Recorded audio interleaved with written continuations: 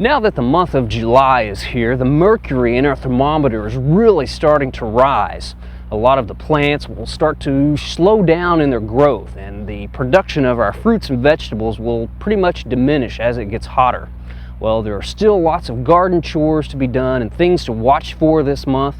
So here to help us out with some garden tips for the month of July, our studio garden manager Laura Payne and consumer horticulturist David Hillock.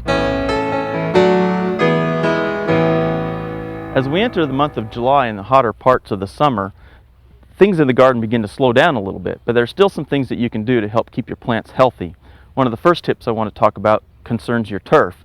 In turf areas, you want to raise your mower height a little bit and to give a higher cut on your turf grasses, especially your cool season grasses such as your tall fescue. In shaded areas, a higher mowing height increases the leaf blade surface, which allows more light to be captured, more food production for the plant, and better, healthier turf. In the sunnier areas of your tall fescue area lawns, as well as your warm season lawns, a slightly higher mowing height will help create shade for the ground. The leaf blades act as a natural mulch, which helps shade the crown of the plant, which again helps keep the plants a little healthier. Now, another thing you would want to do during the growing season is to keep your lawnmower blade sharp. Might want to mow it sharpen it a couple of times during the growing season to help get a nice clean cut on your turf grass blades. A torn, shattered, or shredded leaf blade actually increases chances for disease. Now, other things that you want to do as we go through the summer is to keep your eye out for insect explosions or pest problems in the garden. And be sure to, as you see insects appear in your garden, be sure to watch for the beneficial insects as well, because they can help keep those populations to a low roar, and you probably won't have to reach for the insecticides very often. Now, one of the insects that you want to keep an eye out for as we get into the hotter, drier parts of the year are the spider mites. Spider mites are actually a spider, and they have 8 legs, and they will attack usually on the undersides of the leaves. You often will see some webbing that'll appear on the undersides of the leaves. If it gets really heavy, that webbing may cover the plant. But what you really want to watch for is yellowing, or what we call stipuling, which might be just little tiny yellow dots that appear on the leaf. And if there's many of them, they'll coalesce together and turn the whole leaf yellow and can cause some stunting to the plant. Now, you can oftentimes knock those off with a hard stream of water, but sometimes you may have to use a pesticide to help control them. Another thing you can do to look for them, or to see if they're there, is take a white sheet of paper and place it underneath the plant, and then just shake the plant and tap the leaves and try to knock those mites off onto the paper. Then if you watch really closely, you'll be able to see, if they're present, you'll be able to see these little tiny specks begin to move. Or you can take your hand and wipe it across the paper, and if it leaves red streaks, then you know you probably have spider mites and you have to take some steps to help control them.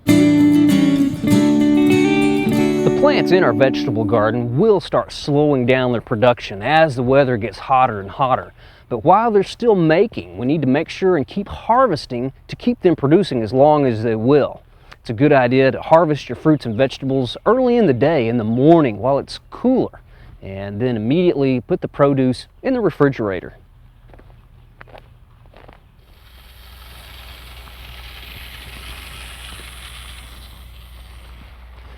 Our plants are starting to use more water now that the temperatures have really risen. So we need to make sure we keep things well irrigated. Most plants need about 1 inch or 2 of water per week.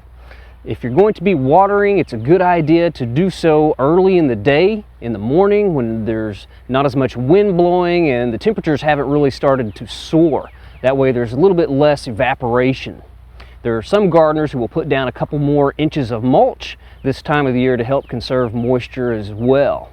Now, it's also important that we don't attract any unwanted mosquitoes to our gardens by leaving old tubs, buckets, bowls, or anything like that out where they can collect rain or irrigation water. So it'd be a good idea to go around, collect all of those, put those away, turn them upside down, or periodically dump them out. That way we can eliminate those breeding areas for those mosquitoes. And also remember, before you go outside to do any garden work, to put on your mosquito repellent.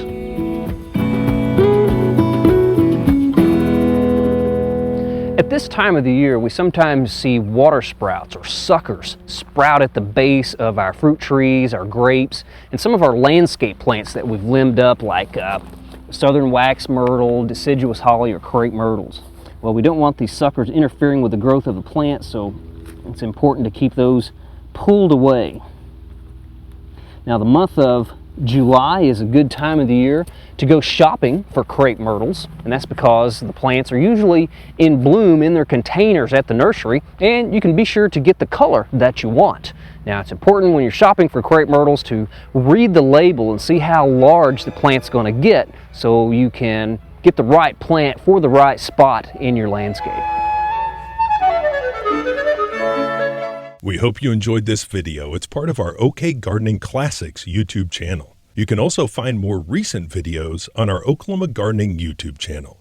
And join us on social media for great gardening tips, photos, and discussion.